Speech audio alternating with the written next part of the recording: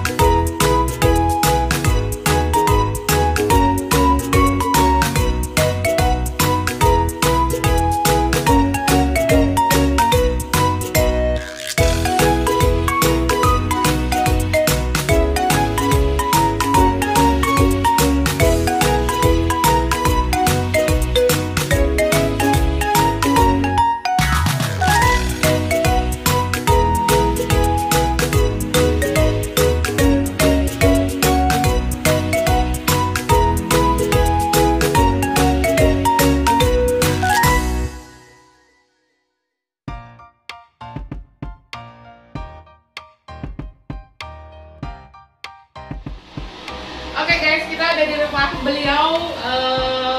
Saya bertamu ke rumah beliau di Taman Mutiara Persada, Pak Mustangin. Ya, saya bilang tadi core of the core. Atau ahlinya ahli, baristanya barista, master of baristanya Wonosobo guys. Dan beliau ini ketua apa mas? Askawan, Asosiasi Kopi Asli Wonosobo. Asosiasi Kopi Asli Wonosobo. Nah, kemarin jadi ceritanya gini Pak. Kemarin saya rapat ini nih sama teman-teman dari berlima, 4 orang penggemar kopi, cuma saya yang enggak. Okay. jadi mereka bercerita tentang kopi dan saya nyapelongo, dan mereka bilang ini pesen itu nama apa sih, masa americano, emang buatnya di Amerika atau gimana? Itu teknik apalah nggak jelas. Tunggu ya, saya bikin vlog tentang kopi. Nah, kesempatan ini kita ingin kupas tuntas kopi dari A sampai Z. Oke, kita mulai dari mana ya? Menjawab pertanyaan saya dulu aja ya. Boleh. Sebetulnya kopi itu di dunia ini mulainya dari mana sih? Kalau kopi sebenarnya awal ditemukan itu di daerah Yaman. Jadi awal cerita kopi yang muncul ke permukaan itu di daerah Yaman, kurang lebih sekitar tahun 1200-an. Tahun 1200-an itu terus muncul tren kopi sebagai minuman. Pengasasnya pertama namanya Said Mustafa atau terkenal dengan Imam Hasan Asy'ari. Pertama kali itu, terus kemudian dari Yaman, kemudian tren di Arab sampai ke Eropa. Bahkan di Eropa itu muncul pertama kali kedai kopi di Italia. Itu menjadi ajang kebebasan. Jadi orang tidak lagi mengkonsumsi hanya kedai itu harus alkohol, tapi ada kedai kopi juga. Nah, kedai kopi yang pertama hanya jadi ruang apresiasi, ajang berekspresi, karena kopi ini memberikan satu suasana dan cita rasanya ngasih suasana yang berbeda, bikin suasana lebih happy dan lebih semangat. Oh gitu ya, kayaknya saya harus belajar mencintai kopi ya. Karena saya belum suka kopi. Nah, kopi tadi awalnya dari ada juga yang saya baca awalnya dari Ethiopia atau dari manapun itu ya. Jadi sebelumnya tanaman itu adalah tanaman liar ya. Jadi orang awalnya ya. melihat, oh ini ada bijinya, coba gimana gitu rasanya gitu ya. Kemudian ditemukan oleh dunia barat sebagai salah satu minuman yang bisa jadi alternatif. Awalnya sempat dianggap birnya orang Muslim sehingga dilarang masuk ke Spanyol. Tapi kemudian Belanda yang melihat ini sebagai sebuah komoditas. Why not gitu ya? Why not? Nah, akhirnya oleh Belanda dibawalah benih itu ke seluruh dunia. Akhirnya menyebar salah satunya ke Indonesia. Salah satunya ke Indonesia. Tren itu. Padahal selanjutnya dari hasil dari hasil penelitian ternyata kemudian ditemukan bahwa kopi tidak hanya tumbuh di daerah Yaman, tidak hanya di daerah Ethiopia, tapi juga muncul kopi dengan varian yang lain di Brazil, di Indonesia. Di Indonesia itu awal cerita kopi itu kita sebenarnya sudah ada tanamannya, namanya Javanica, tapi kemudian dikelompokkan oleh orang Belanda itu kalau yang asem, cita rasanya asem itu Arabica karena memang berangkat dari endemik wilayah Arab sana. Terus kemudian yang tidak asem atau dari daerah tropis, dari daerah bawah itu namanya Robusta karena Robusta itu tidak diambil dari nama tempat tapi diambil dari karakter. Karakternya robust, artinya beraroma kuat, bercita rasa kuat. Jadi kalau seandainya tanaman kopi itu pertama kali ditemukan di Wonosobo, namanya Wonosobika. Boleh. Sebenarnya begini, yang paling unik dari kopi itu, karena kopi selalu menyesuaikan dengan indikasi geografis wilayah tanamnya. Itu yang keren. Jadi kalau saya satu bibit kopi yang ada dari mana dibawa ke mana? Yaman rasanya seperti itu, tapi ditanam di Wonosobo di akan Doro beda. Akan sangat berbeda. Oh, gitu. Karena walaupun satu bibit ya. Walaupun satu bibit, karena kopi itu menyesuaikan. Jadi gini, yang paling keren dari kopi adalah kopi itu dia punya sifat higroskopis. Oh, dia menyerap semua informasi yang dibawa oleh kelembaban. Oh gitu. Ya. Makanya dia menyerap kelembaban. Kopi rasa rambutan gitu. Ya karena lingkungannya pohon-pohon rambutan, naungannya rambutan. Ya. Lingkungannya tembakau, kopinya ada muncul tobakoin. Ketemulah cita rasa tembakau, aroma tembakau. Oh begitu guys ceritanya. Jadi ada kopi rasa buah juga. Bisa. Jadi kalau di sapuran ini yang kita punya Fine Robusta kita itu cita rasanya agak manis-manis asem karena di seputar kebun sirsat. Oh gitu. Ya, seputarannya kebun sirsat. Jadi agak ada aroma-aroma buah sirsat. Padahal harusnya Robusta itu yang paling khas adalah dia beraroma coklat, agak-agak coklat. Itu mempengaruhi rasa saja atau warnanya juga berubah? Tidak, kalau warna itu apalagi warna kopi sudah sangrai itu tergantung tukang sangrainya. Mau dihitamin apa dicoklatin gitu? Betul. Gitu. Jadi di tukang sangrai itu juga mereka punya standar, namanya profil roasting. Jadi ukuran sangrai. Kalau standar internasional pakainya Actron color, jadi warna-warna yang ditentukan. Kalau kita di tren kopi hari ini pakainya profil roasting, mulai dari light, medium, dark. Jadi itu light itu di roastingnya sebentar aja. Sebenarnya waktunya sama. Oh, terus cuman kepanasan. Suhu. Oh, suhunya. Ya, suhunya berbeda. Waktunya lebih sama. rendah atau vakum banget gitu. Betul. Jadi kalau light itu biasanya kalau mesin-mesin standar ya, mesin standar yang biasa dipakai Eropa atau mesin standar yang di Indonesia ini kelas-kelas bagus itu kita pakai suhu sekitar 205 sampai 208 selama kurang lebihnya 11 sampai 10 sampai 12 menit. Itu sekali rebus roasting itu nyalai. Masuk berapa kilo? Tergantung mesin. Ya? Tergantung mesin. Semakin besar mesin semakin banyak. Mesin terkecil itu 250 gram pun ada, Bu. Oh, gitu. Bisa untuk yang rumahannya. Rumahan. Kopi ya. Coffee shop biasanya pakai 1 kilo. Terus sebetulnya mutu suatu kopi dinilai dari apa? Ada kalau Kalau di mood ya apa tuh berlian ada derajat kecemerlangannya. Kalau Oh, iya. apanya? Apa derajat kafeinnya atau apa? Tidak, Bukan. cita rasanya. Oh. Kopi itu kan sesuatu yang kita konsumsi, maka nomor satu yang paling istilahnya dinilai secara mutu rasa atau kebersihan rasa. Nanti ada foam cuppingnya, ada cupping foamnya. Kalau rasa tuh nggak lebih subjektif nggak sih? Misalnya Bapak suka yang Kecenderungannya pahit, subjektif, pasti subjektif. jadi kalau misalnya dalam suatu lomba misalnya ribut, saya suka yang ini, saya suka yang ini. akan tetapi ada standarisasinya. Oke. Nah, nanti kita ambilkan. Atau saya ambilkan dulu. Boleh. Bentar ya. Tadi kita bahas cara menilai. Cara menilai, kopi. ya. Gimana tuh? Jadi sebenarnya begini, Ah. walaupun subjektif, setiap orang akan disamakan persepsinya. Ya, Jadi begini, untuk seorang tester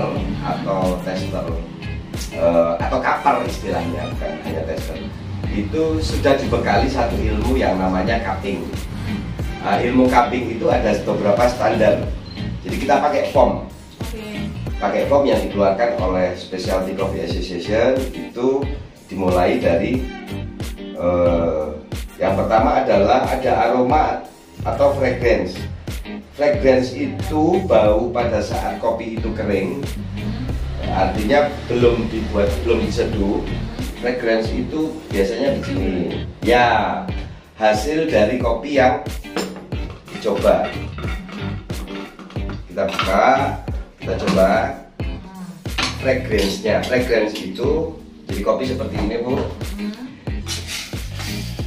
Kita giling, Sob. Kita giling, kita ambil ukuran tertentu untuk saring.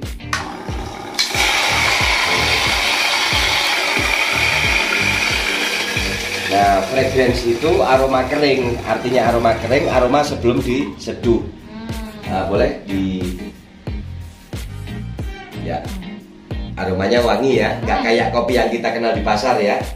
Ya gitu. Belum tahu aroma kopi? Sudah. Jadi ada aroma buah.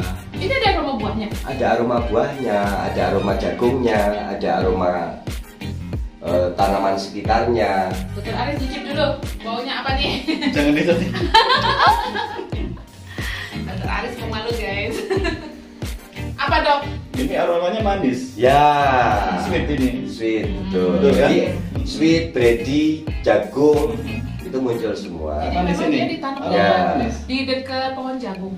Seputarannya jadi begini, kadang misalnya lahan itu bekas lahan tanam jagung, walaupun pada saat nanam Udah nggak ada. sudah nggak ada atau jaraknya agak jauh, sisa-sisa tanaman yang lama itu yang tersimpan di tanah masih terserap aromanya. Jadi kalau di samping tanaman teh, tehnya Aromanya akan muncul rasa teh. rasa teh. Kalau teh Sampai kopi juga beberapa kopi shop enggak juga. Karena daun itu tidak terlalu, jadi khususnya kopi itu sangat mikroskopis, dia sangat punya kemampuan menyerap aroma dari luar. Makanya kemudian banyak istilahnya tim SAT atau tim medis menggunakan kopi untuk menghilang aroma mayat. Ya betul, sama luka diabetes. Betul, diantaranya begitu. Nah, kemudian ada aroma basah. Aroma basah itu aroma yang muncul setelah kopi itu terbasahi. Misalnya seperti ini, kita mau sekalian bikin V60 nih Bu. Kopi ini akan kita konsumsi dengan cara filtrasi. Nah, kopi secara filtrasi ini ngasih cita rasa yang benar-benar bersih. V60 itu karena 60 derajat ini. Ini namanya, alat ini bernama Jepang itu. V60. Sebenarnya untuk kopi saring namanya pour over coffee. Manual brewing namanya V60 karena dia bentuknya huruf V, sudutnya 60 derajat. Oh gininya. Ya, kita tuang. Setelah kita tadi nyium aroma kering, bau kering, sekarang kita akan cium bau basah. Bau basah di sini ditulis aroma. Aroma sendiri itu sudah jadi bahasa internasional di kopi. Itu diambil dari bahasa Indonesia dan ke seluruh dunia orang sudah tahu ini aroma Oh gitu, namanya. mendunia ya. Ya, kalau tukang kopi sudah tahu. Kita basahi dulu kopinya. Itu pakai air panas. Air panas. Nanti dicium. Ya, Ibu boleh cium aromanya. Oke, silakan Dok. Ciumnya di atas ini? Ya, enggak apa-apa. Gitu ya? Ya. Jadi, kayaknya jadi pahit nggak sih? Ada yang berubah. Heeh. Pasti ada yang berubah. Ya, pasti ada yang berubah. Hanya berubahnya jauh atau tidak itu yang menjadi apa namanya, nanti pada saat diseduh aroma keringnya dengan aroma minumannya beda nggak? Beda kayaknya. Beda pada saat hanya ini, karena dia harus pada saat pouring pertama, karena dia harus buang apa namanya gas dulu. Dia harus buang gas. Namanya blooming ini yang kita tadi lakukan. Setelah itu kita tunggu setengah menit kurang lebihnya, baru kita pour over. Kita pour over.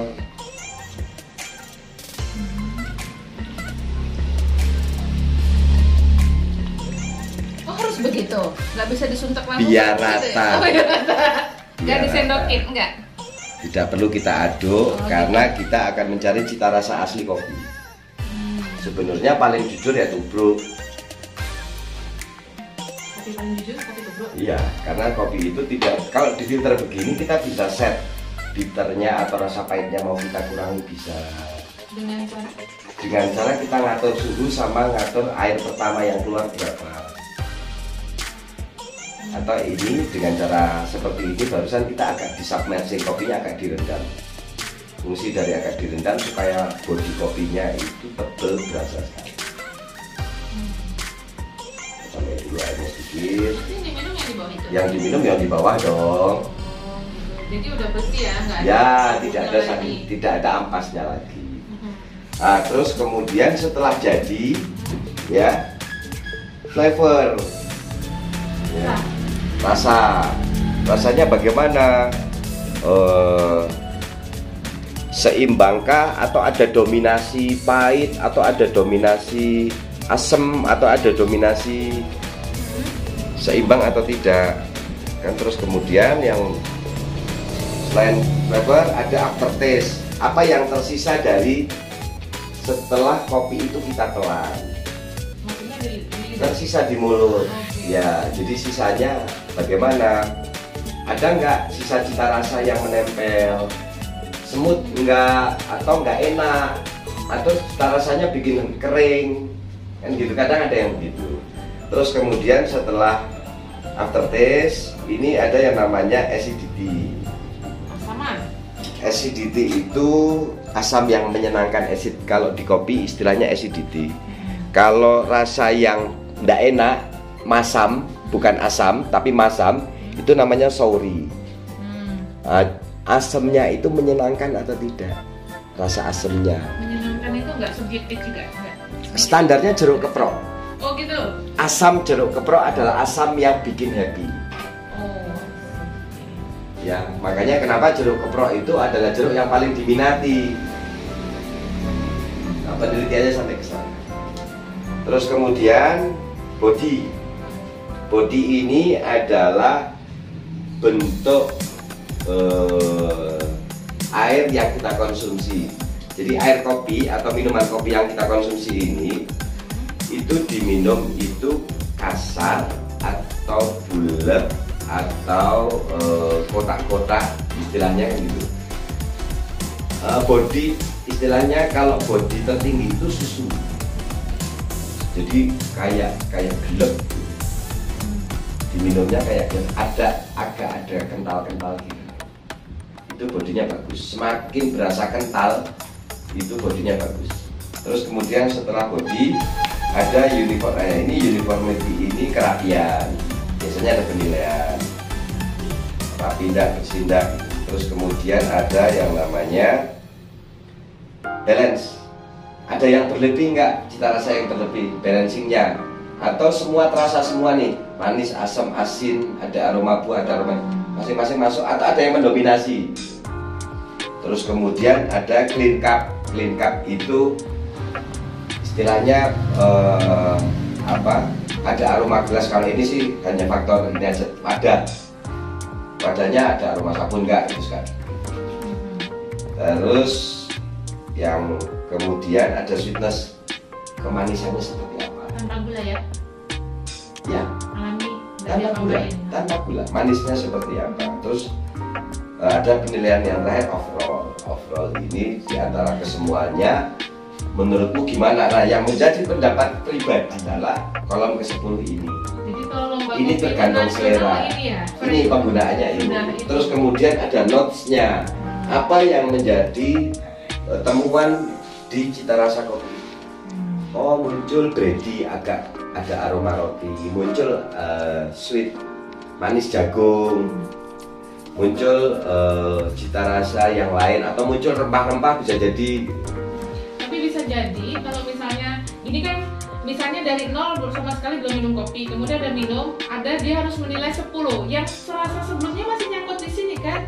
Setiap kali jadi gini, orang yang melakukan cupping itu biasanya kita nyanding ada roti tawar sama air putih buat menetralisir mulut.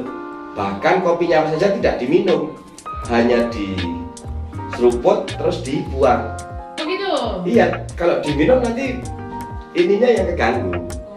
Atau biasanya begini, pada saat kita cupping, kopi diseruput itu, seruputannya tukang cupping kan atau juri cupping itu dia butuh memecah semua kopi supaya bisa masuk, disensor sama mulut. Itu kafeinnya itu istilahnya berasa banget, kafeinnya berasa. Jadi kalau kita harus cupping misalnya 10 sampai 20 gelas belum tentu kita mau, kalau tidak kita buang. Ya. Oke, kalau misalnya di Indonesia sendiri itu di daerah mana aja penghasil kopi? Atau seluruh Indonesia? Sebenarnya kalau wilayah tropis hampir secara keseluruhan bisa Ya? Nggak harus daerah pegunungan? tidak harus. Kopi itu kan jadi gini, kopi itu hari ini kita punya kurang lebihnya yang terkenal ya, ada 4 varian. Ada Arabica, ada Robusta, ada Liberica, ada Excelsa. Itu yang sudah terstandar secara umum. Arabica itu dengan cita rasanya yang asam manis. Itu dia hidup di ketinggian, tumbuh dan berbuah dengan baik di ketinggian mulai 900 mdpl sampai 1700. Lumayan tinggi. Terus kemudian ada Robusta. Robusta itu mulai yang bagus itu mulai 100 mdpl sampai 1000. Dia bisa tinggi juga. Ya, sampai 1000 mdpl. Terus kemudian ada Liberica. Liberica, Excelsa itu mulai ketinggian. Kalau Excelsa mulai 50 mdpl sampai 200 sampai 300 mdpl. Jadi di tanah manapun ibaratnya dengan yang dijelaskan ini bisa tumbuh. Bisa tumbuh. Mulai dari 50 meter sampai 1000, 2000 bisa juga. Bahkan Liberica mulai 10 mdpl. Di pinggir pantai dong. Pinggir pantai. Oh Di gitu. pinggir pantai. Tapi itu mempengaruhi cita rasa kah? Pasti. Oke. Pasti, otomatis berpengaruh pada cita rasa, otomatis berpengaruh pada pembawaan. Jadi misalnya gini, kopi Liberica atau kopi yang biasa ibu minum misalnya kalau ke Malaysia, ke Singapura, yang namanya kopi O itu biasanya dari Sumatera pesisir. Itu kopi Liberica. Saya jadi penasaran. Jadi kalau kopi yang bisa ditanam dari 10 meter dari permukaan laut di pinggir laut, jadi kopinya rasa asin nggak sih? Ada muncul salty ya.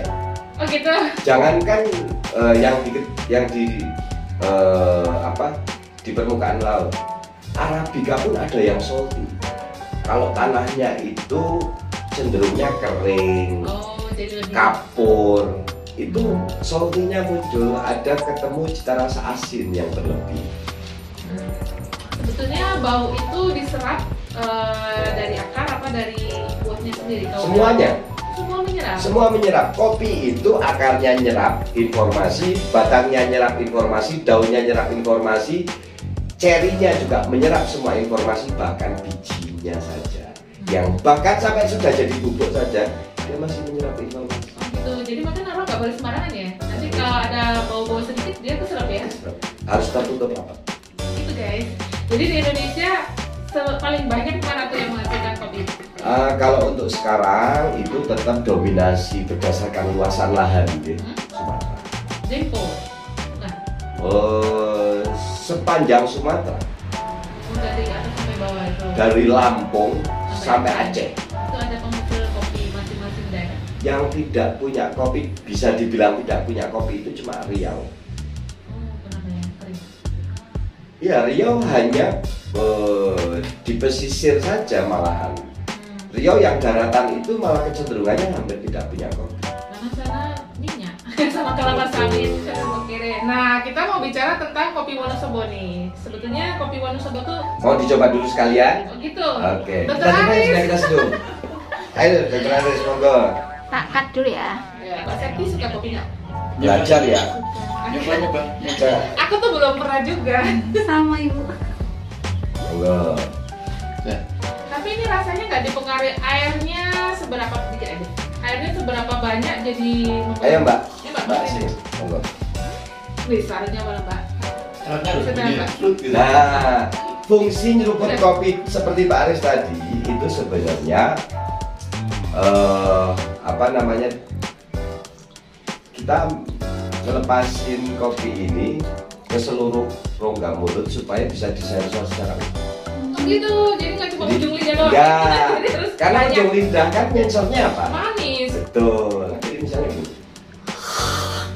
Oh gitu. Ternyata ada teknik minumnya aja. Bagaimana menyeruput kopi yang soleh. Gitu ya. Ya, Jadi nggak boleh sedikit-sedikit, harus gut gitu ya. ya. Terus dikumur kiri kanan, baru dinikmati. Gimana? Kopi banget. Asam. Ini asam. Ya. Ya, asamnya ada. Ada rasa tapi asam, ada pahit-pahit. Ya, ada aroma buahnya. buahnya. putih sama Ya, manis juga. manis. Mungkin Barin bingung ini kok manisnya di mana? Seperti orang halu gitu ya, kok enggak gitu Tidak, manis gitu ya. Rasa sih dikit. Tapi aku lebih dominan asamnya. Asam. Iya benar. Ya. Jadi ini asamnya bercita rasa asam sirsak. Hmm. Jadi ingat kita punya memori makan sirsak, asamnya bulat. Ya, asamnya bulat, bikin sepet. Ya. Oke. Nah, itu tadi kopi di Indonesia. Berarti hampir dari Papua juga ada kopi nggak sih? Ada. Wamena ya. Wamena, Papua punya hari ini 2 kabupaten yang mulai naik ke permukaan secara bagus karena pengembangnya teman-teman NGO sama Kopassus. Oh, jadi. Mereka mengembangkan kopi di wilayah Kabupaten Wamena sama Pegunungan Bintang. Hmm. Oke deh. Ada 2 wilayah. Nah, kita mau fokus ke kopi Wonosobo aja guys. Oke. Indonesia hampir merata, Hmm. hampir merata. Kalau di Wonosobo itu Bahkan Kalimantan ada kopi Pontianak yang cukup enak. Dia Robusta Excelsa. Oke. Kalau di Wonosobo di setiap gunung yang ada di sini ada tanaman kopinya. Hampir secara keseluruhan Wonosobo itu kita nggak ada yang kosong dari tanaman kopi. Kita punya 16 kecamatan ya. Di 16 kecamatan itu semuanya ada. Bahkan di belakang komplek Mutiara Persada Desa Balstri ini ada kebun kopi. Karena ketinggiannya cukup untuk Arabica. Kita di sini di rumah ini sekitar 800 mdpl, di atas itu sekitar 950 sampai 1000 mdpl. Dia perlu treatment tersendiri nggak sih? Manja nggak sih tanaman ini? Sebenarnya enggak, Karena ditanam dibiarin aja buah juga gitu ya. berbuah juga. Cuman Kopi itu memang istilahnya begini, untuk tumbuh dia harus tenang. Tumbuh dan berbuah dia harus tenang, harus bisa dapat ketenangan yang cukup. tenang tuh apa? Diam. Tenang itu dia begini, tidak mudah terganggu oleh cuaca atau angin. Kopi itu kalau ditaruh di tempat yang terlalu terbuka, sinar yang berlebih atau sinar yang kurang, kebalikannya itu pertumbuhannya nggak bagus. Pertumbuhannya bagus.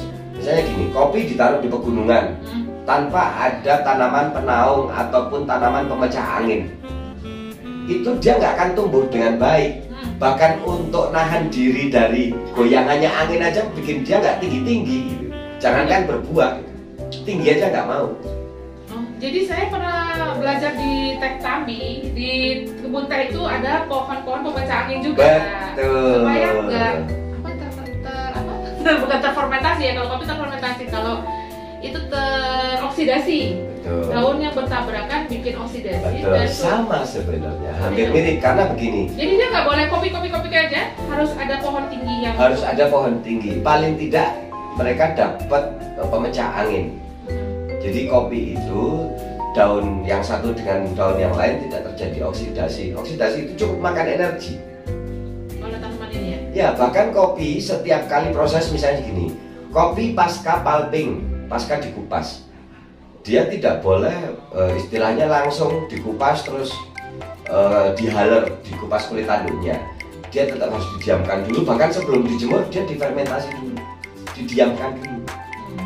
Didiamkan itu ya artinya sudah terjalin proses fermentasi alamiah. Iya, betul. Nggak ada trik khusus nggak? Ada sih sebenarnya, treatmentnya bisa direndam di air, terus kemudian dibersihkan sampai dengan kadar manisnya cukup. Standarnya keasaman. Ada misalnya nanti bak fermentor itu dikasih dites pakai kertas lakmus misalnya. Oh, ini sudah keasamannya udah 8 misalnya. Dia cukup basah, cukup untuk kemudian kita bersihkan lendirnya terus kita jemur. Nggak bisa. Atau kemudian misalnya pasca proses keringnya, nah proses keringnya ini benar-benar berasa pasca haler atau pasca pengupasan kulit tanduk itu kan kopi terkalibrasi. Ada satu fase oksidasi yang membutuhkan dia istirahat. Itu kopi yang di belakang yang baru saja yang sedang kita sortir itu butuh istirahat yang cukup. Dia tidak boleh kurang dari 1 minggu. Maksudnya apa? Istirahatnya sebelum naik ke mesin roasting. Oh, didiamkan dulu. Didiamkan. Jadi sebelum naik ke mesin roasting harus didiamkan paling tidak minimal seminggu, terbaiknya 6 bulan. Jadi makin lama makin baik. Ya bukan makin lama makin baik. Kalau 6 tahun gimana? Nanti kalau anggur makin lama makin mahal. Nah, kopi itu kopi terbaik setelah kopi itu istirahat green bean atau biji mentahnya tadi istirahat paling tidak 3 sampai 4 ya, sebelum di roasting. Bahkan pasca roasting itu tidak langsung enak diminum.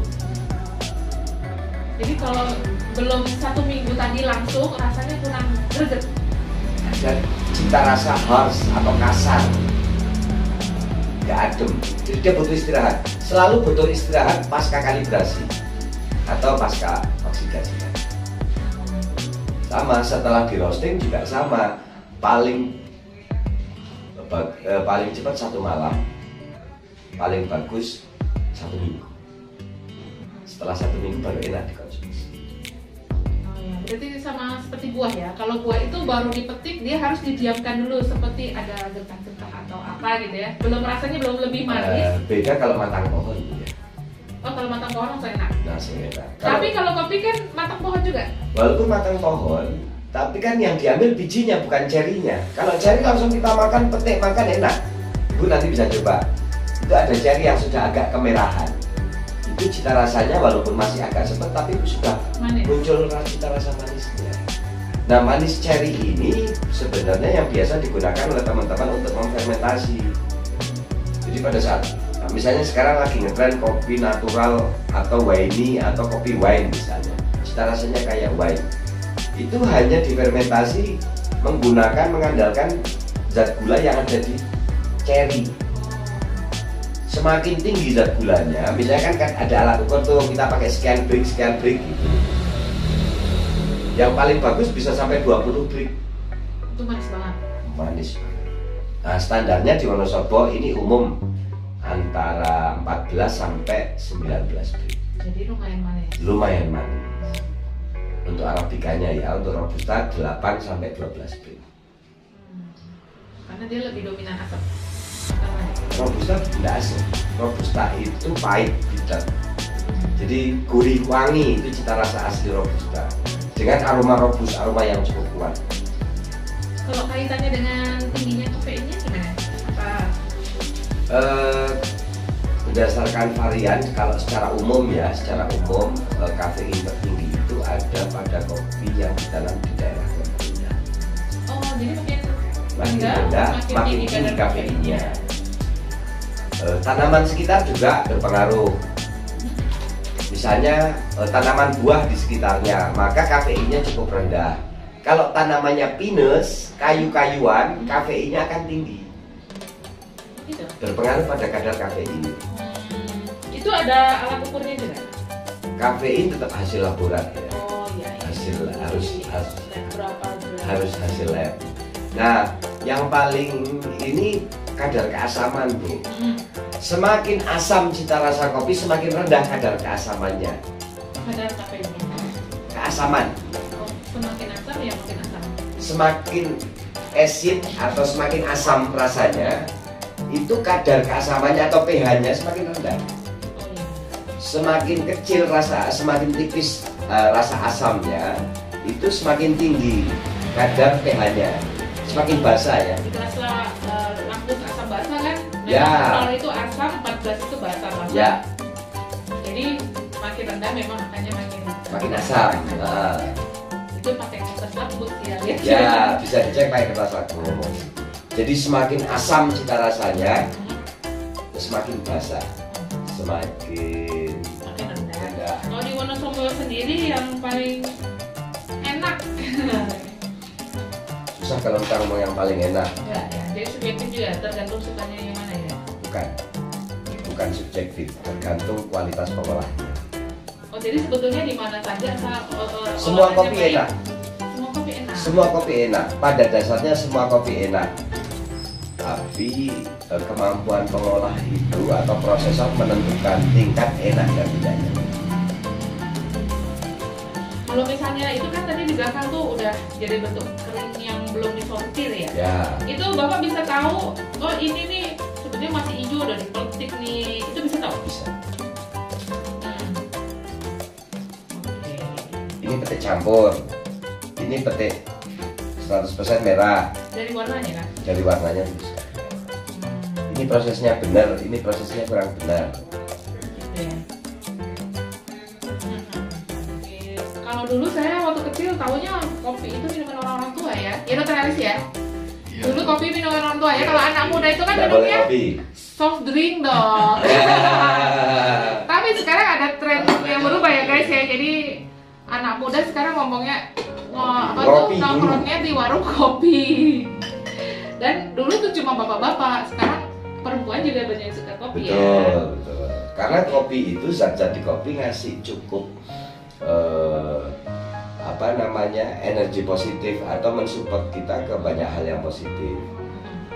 Banyak sekali zat-zat yang sifatnya afrodisiak yang cukup menenangkan itu yang dibutuhkan oleh tubuh yang ada di kopi. Termasuk niatinamid, ya kan? Yang jadi bagian dari kafein itu juga di kopi itu sangat tercukupi. Sebenarnya kalau tanaman kopi itu dipupuk nggak sih? Kalau misalnya orang sekarang back to nature pakai pupuk kandang itu nanti mempengaruhi hasil dong ya? Sangat. Jadi nggak boleh dipupuk kandang ya? Kebalikan. Hah? Kopi itu jangan dipupuk kimia, Tapi pupuk kandang. pupuk kandang. Dia nggak menyerap bau. Enggak dong, nggak menyerap bau telek kan gitu. Iya. Enggak. Yang diserap itu aroma sekitar. Jadi gini, pupuk kandang pun itu nanti kan akan terurai bersama tanah. Ya, jadi kopi itu justru kebalikannya tanaman industri. Tanaman industri yang dipupuk itu adalah yang dicukupi makanannya adalah tanamannya. Ya, pohonnya. Tanahnya rusak bisa jadi. Tapi kalau kopi itu karena dia tanaman tahun, tanahnya nggak boleh rusak. Supaya tanaman ini bisa tercukupi makanannya. Nah, yang keren dari kopi adalah tinggi batang kopi itu menentukan panjang akar.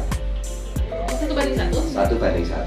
Makin tinggi berarti akarnya makin dalam. Makin tinggi pohon kopinya makin dalam, makin kuat mengikat air.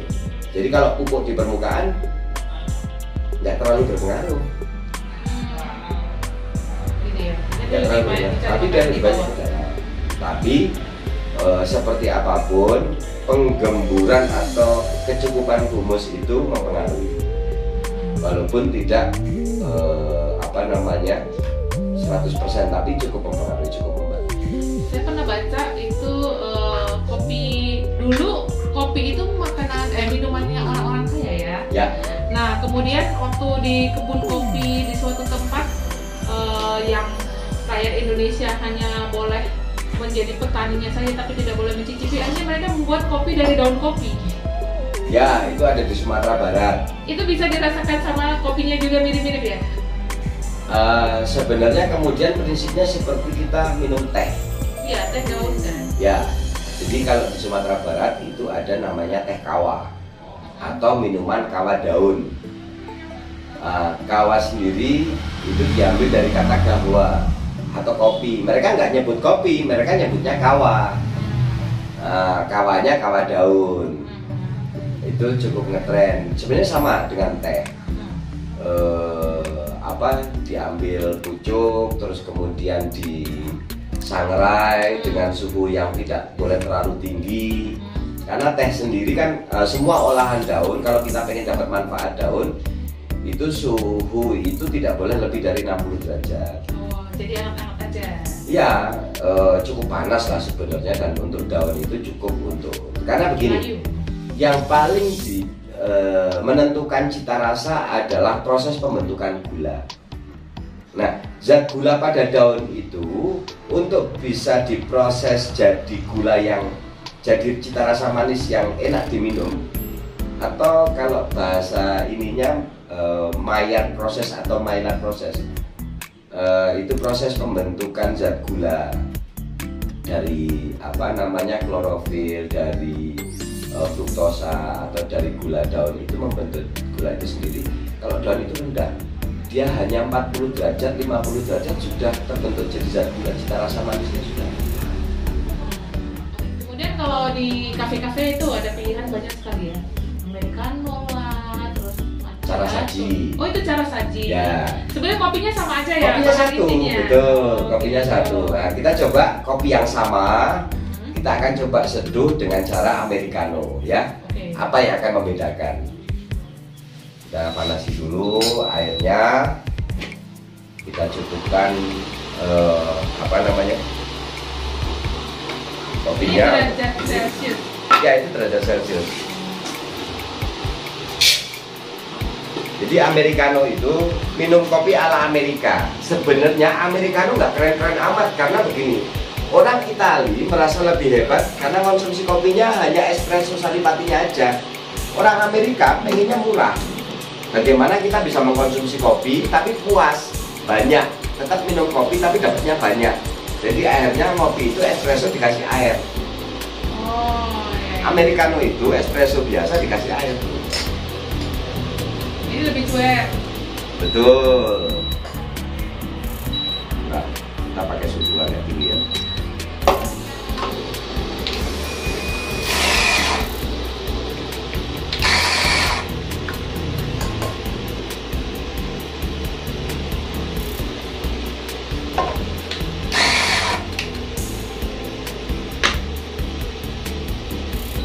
Oke, airnya sudah kita siapkan, tinggal sekarang kopinya kita siapkan.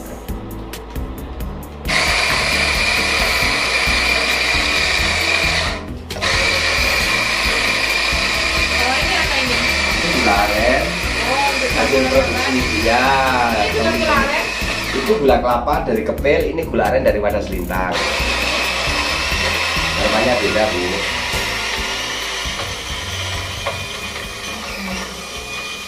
Gula aren mirip-mirip gula Jawa sih. Ya, tapi dicoba bedakan. Dibikin pakai apa Pak tadi?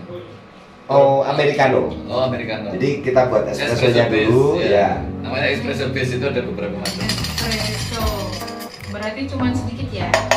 Kita buat espressonya, nanti kita saringannya ini, hasil saringannya kita tambahin air. Biasanya perbandingannya 1:10, 10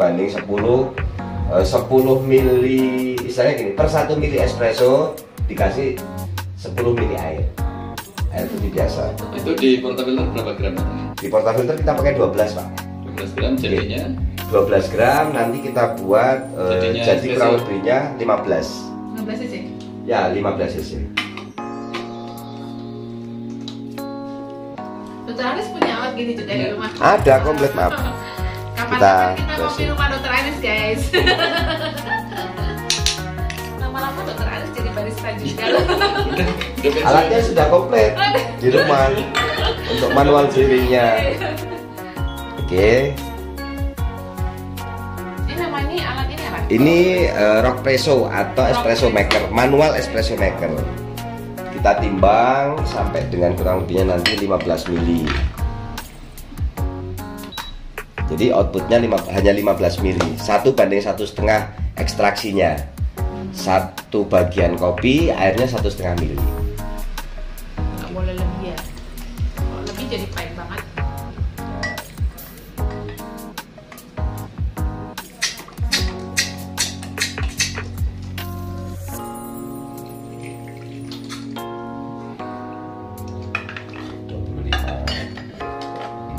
Sudah, kita ganti.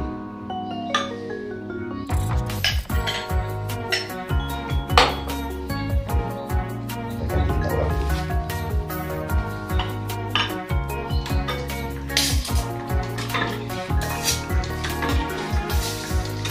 Yang paling simpel berarti kopi tubruk ya?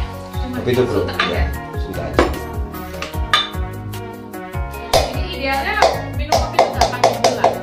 Yang paling ideal kopi tidak pakai gula karena ada tanin di kopi. Kenapa kalau ketemu gula?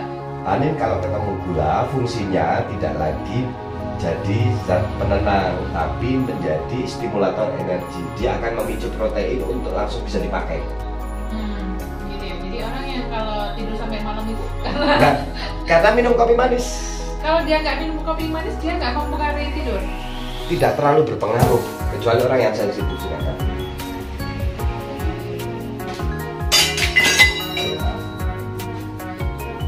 Kita buat lagi. Jadi harus sesuai pakem ya.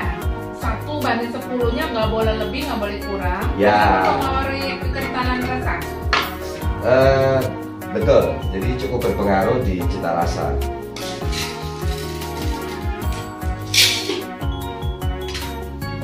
Coba lagi.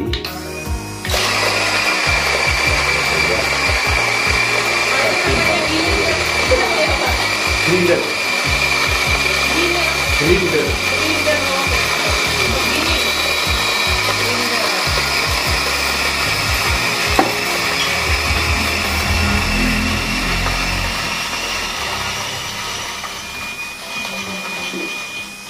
Oh, itu ada derajat kehalusannya atau Ukuran standar? ada, ukuran halusnya ada. Ya harus ada ukuran halusnya. Kita flash dulu airnya, macamnya supaya suhunya semuanya dapat.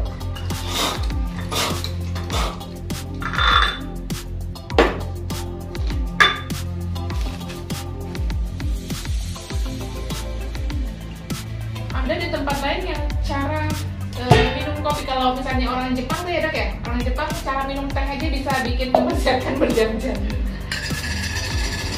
Tapi nggak serumit ini kali kalau minum teh, apa sama ya? Sama. Kayak gini juga? Ada yang begini, ada yang biasa. Sama sebenarnya. Semua prosesi manual atau manual brewing itu sama. Alat-alat kopi misalnya kayak gini. Alat kopi pour over seperti ini sebenarnya inspirasinya kan dari teh. Penemunya juga orang Jepang, namanya Tetsuya Katsuya. Dia nemu alat seperti itu untuk bisa menikmati kopi dengan cara pour over seperti teh. Oke, kita sudah pasang alatnya, semua ininya cukup. Kita ukur lagi.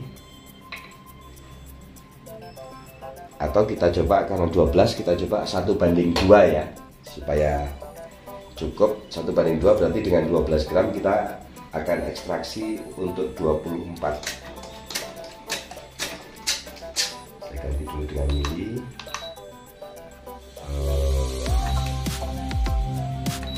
Oke. 24 mili.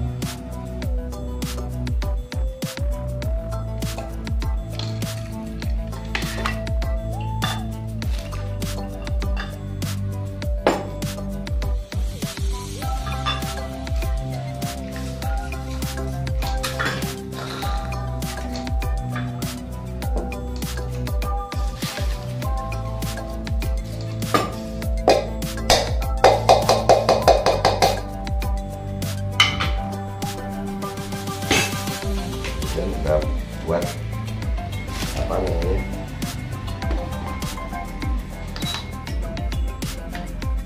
kita kasih air 1:10. Tadi kan jadi dia 24, sekarang jadi 240.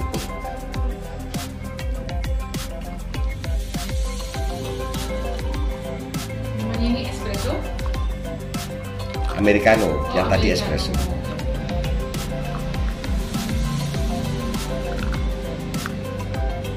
Nah, Americano itu cara ngopi ala Amerika. Monggo, Cuer. cuek. Monggo.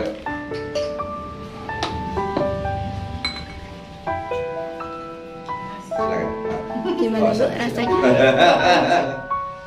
Panas. Masih cukup panas ya.